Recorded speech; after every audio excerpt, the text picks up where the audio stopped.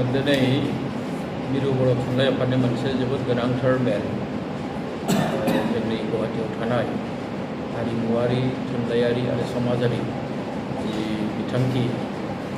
बेवहाय जालांदों आरो बे मेलाव बर' थुनलाइ आफादजों लोगोसे बर' थुनलाइ आफादनि जायफोर लोब्बा आफाद जेरै बर' फरायसा आफाद आरो लोगोसे जोंनि गुदि बर' फोरोंगिरि आफाद बिथांमोनाबो बाहागो लायो आरो बे बाहागो लानायनि गेजेरजों दिनै जोबोद गोनांथार आयदा जाय आयदाखौ जों बयबो मिथिगौ जे आसाम सरकारा माने बर' बिजों बा असमिया बिजों बा बिमा रावनि बिजोंनि फरायसालिफोराव बिगियान आरो सानखान्थि आयदायाव इंराजि जि जाबसिनना होनाय इंराजि रावनि जि खालामनाय बिनि सायाव जोबोद गोथौ आरो गुवारै सावरायो आरो सावरायनायजों लोगोसेनो दिनै जोङो मोनसे बाथ्राखौ जयैनो जों बयबो बुंदों जे आसाम सरकारा बिथांमोननि जि मोनसे बिथांखि इंराजि रावजों बानायनाय बे मोननै आयदाखौ बेखौ थाबैनो बोखांनांगौ बेखौ दिनै जों थांखि लादों आरो सरकारखौ बेनि थाखाय जोङो खावलायनाय जादों सरकारजों आगोलावबो सावरायनाय जादों नाथाय जोङो नुदों जे आसाम सरकारा गाहायै सोलोंथाइ बिफाननि मन्थ्रि बिथाङा बेखौ बारा गुरुत्व होआखै आरो लोगोसे आसामनि जि गिबि मन्थ्रि चिफ मिनिस्टार बिथांजोंबो आगोलाव सावरायनाय जादोंमोन नाथाय बिथाङाबो बे बेलायाव बारा गुरुत्व होनायखौ जों नुनो मोनाखै दा बेनिखायनो जिहेतु जोंनि बे मोनसे मोनथाय आरो बर' रावा जाबाय भारत संबिजिरनि 90 फारियाव थिसनजानाय मोनसे राव बे रावखौ जों मालाबाबो गोमानायखौ जों लुबैयो जों बे रावखौ जोबोद खस्थ'नि गेजेरजों जों बिजों महरै मोन्दों बे बिजोंखौ जों खोमानायखौ जों लुबैयो मानोना जों दिनै जि नुनो मोन्दों जे आसाम सरकारनि जि पलिसि बे पलिसिया जुदि माने एक्जिकिउट जायोब्ला बेखौ जुदि मावफुंनाय जायोब्ला जोंनि बर' बिजोङानो लासै लासै जोबलांगोन बर' बिजोंनि जायगायाव इंराजि बिजों फैगोन बेखौ जों नुहुरदों बेनिखायनो जों बे गिलु बालु मोनसे थासारिखौ जोङो फैनायखौ मालाबाबो लुबैया जोंनि हारिनि राव थुनलाइ हारिमु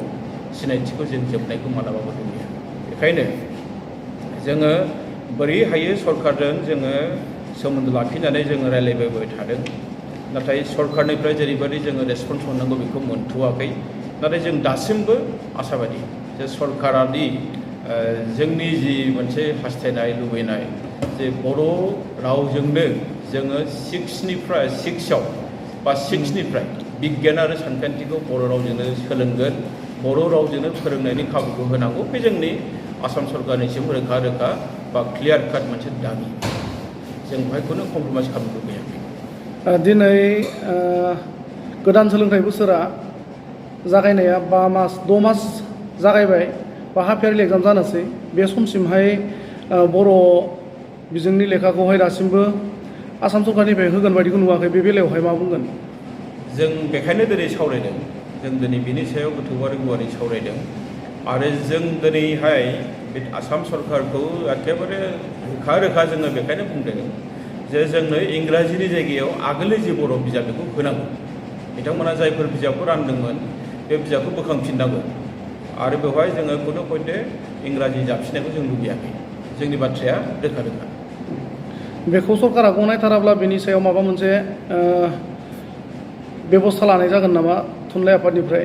बिनि सायाव मा बुंनो माने जों दिनैहाय बिनि सायाव सावरायनायबो जाखाबाय जोङो सरकारा खोनासङैनि खोथा गैला जोङो फैगौ 9 जुननिफ्राय जोङो गाहायै मोननै हाबाफारि जों लानो थाखाय आवगायदों आरो बे मोननै हाबाफारिया जाहैबाय माने मोनसे जाबाय 9 जुनाव जोंनि गंफ्रोमबो बर' बिजोंनि फरायसालिफोरनि फरायसा आरो फोरोंगिरिफ्रा गोसोम बेच गाननानै मोनसे खुद्रिनायखौ जों दिन्थिगोन जे आसाम सरकारनि जोंनि सायाव मोनसे जाबसिननानै होनो नागिरदों जों जायखौ लुबैयाखै बिनि थाखाय जोङो गोसोम बेच गाननानै जों बयबो फरायसालियाव थागोन फरायसालियाव जोङो नुजागोन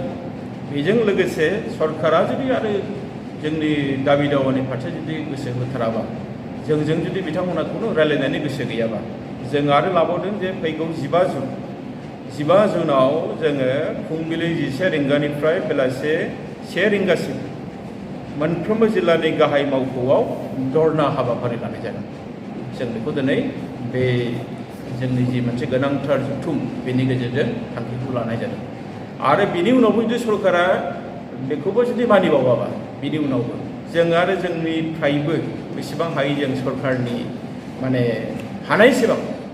जोंनि मोन्थायखौ मोननो थाखाय जों मा खालामनांगौ बेखौ जों खालामनांगौ। बे बेलायाव आथिखाल बिटिआर सरकारा माबा मोनसे आसा होदों ना होआखै मा बुंगोन बेनि सायाव? बिटिआर सरकारा जिहेतु मोनसे गावखुंथायारि मोनसे बिथांमोना गोहो दङ, नाथाय बिदि होननानै सोलोंथाइनि गासैबो गोहोआ बिथांमोननि आखायाव गैया।